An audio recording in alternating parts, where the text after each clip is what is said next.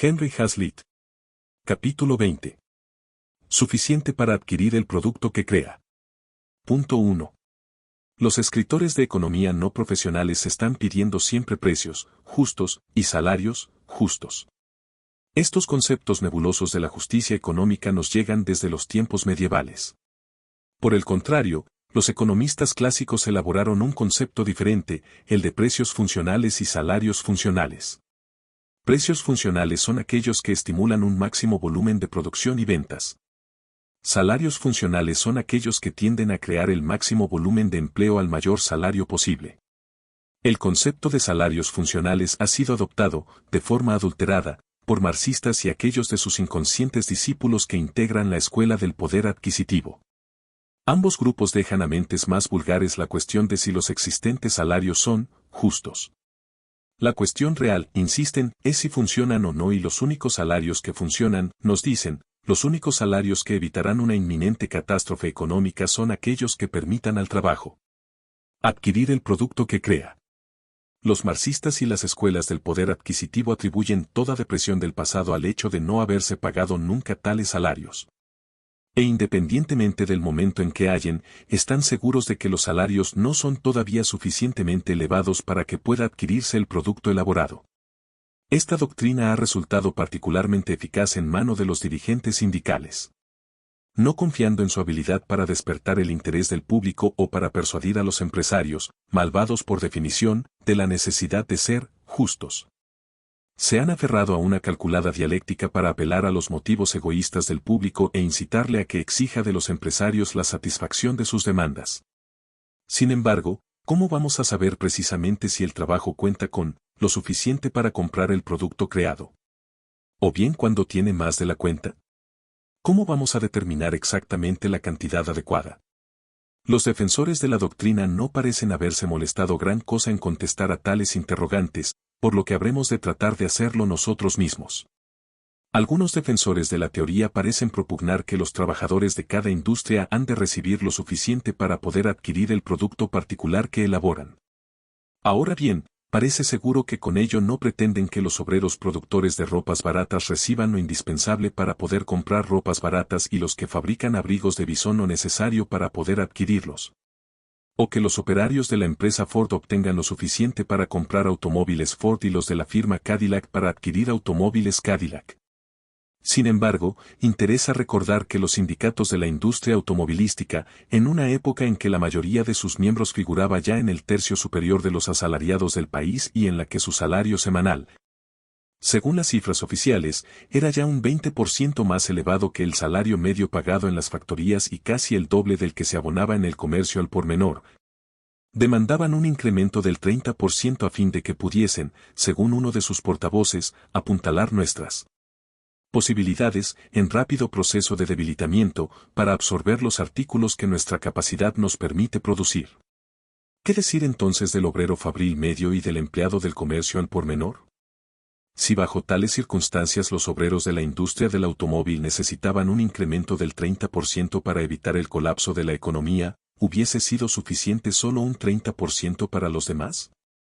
¿O hubiesen requerido aumentos del 55 al 160% para proporcionarles igual poder adquisitivo per cápita que a los obreros de la industria automovilística? Podemos estar seguros, si la historia de la negociación salarial, aún dentro de cada sindicato, representa alguna guía, de que los obreros del automóvil habrían insistido, caso de haberse implantado esta última pretensión, en el mantenimiento de las diferencias existentes, pues la pasión por la igualdad económica, lo mismo entre los miembros sindicados que entre el resto de los humanos, con la excepción de raros filántropos y santos, nos impulsa a pretender tanto como lo que ya alcanzaron los que están situados por encima de nosotros en la escala económica, pero no a facilitar a los que están por debajo lo mismo que obtenemos nosotros. Ahora bien, es la lógica y la consistencia de una determinada teoría económica, en lugar del estudio de tan lamentables debilidades de la naturaleza humana, lo que por el momento nos interesa. Punto 2. La afirmación de que el trabajo debe recibir lo suficiente para adquirir el producto elaborado no es otra cosa que un aspecto particular de la teoría general del poder adquisitivo. El salario de los obreros, se afirma muy razonablemente, constituye su poder adquisitivo. Pero también es exacto que los ingresos de los restantes miembros de la sociedad, tenderos, propietarios, empresarios, constituyen sus respectivos poderes adquisitivos para comprar lo que otros han de vender. Y una de las cosas más importantes para la que los demás han de encontrar compradores es su trabajo. Además, todo ello también tiene su lado opuesto. En una economía de mercado, el ingreso de cada uno figura como el costo de otro. Cualquier incremento en los salarios hora, a menos o hasta que se vea compensado por igual incremento en la productividad por hora, supone un aumento de los costos de producción. Un aumento en los costos de producción, cuando el Estado controla y prohíbe toda subida de precios, absorbe los beneficios de los productores marginales, causa su ruina económica. Implica un descenso en la producción y determina un aumento del paro. Aún en el caso de ser posible un aumento de precios, su elevación desanima a los compradores, contrae el mercado y da lugar también al paro.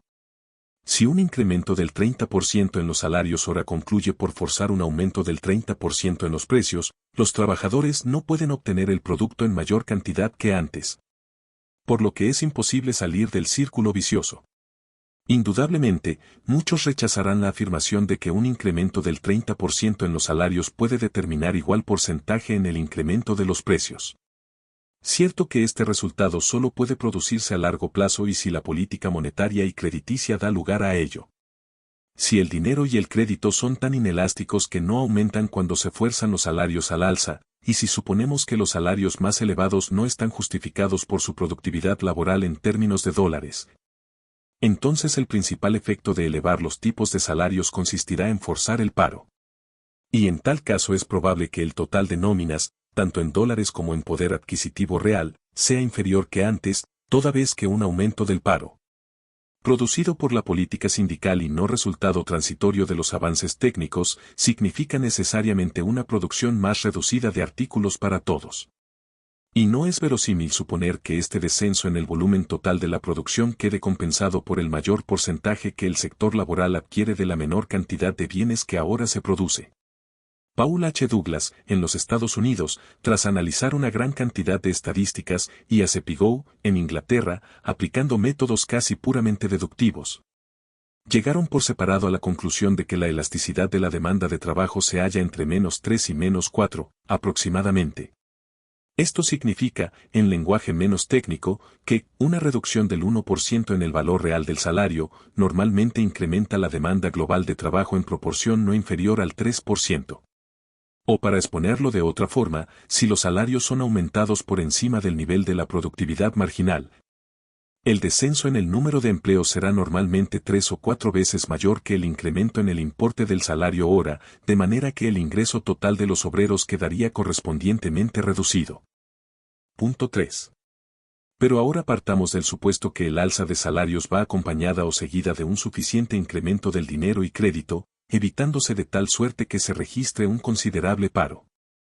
Si suponemos que la anterior relación entre salarios y precios era normal a largo plazo, en tal caso es muy probable que un incremento a la fuerza de los salarios, pongamos del 30%, dé lugar finalmente a un aumento en los precios de análogo porcentaje.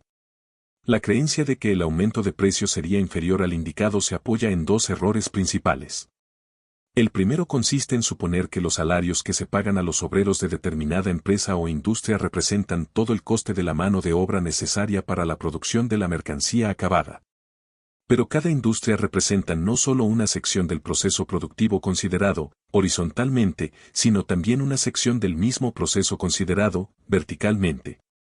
Así, el costo de la mano de obra directamente empleada en las fábricas de la industria automovilística puede ser inferior, pongamos por caso, al tercio de los costos totales de fabricación de los automóviles.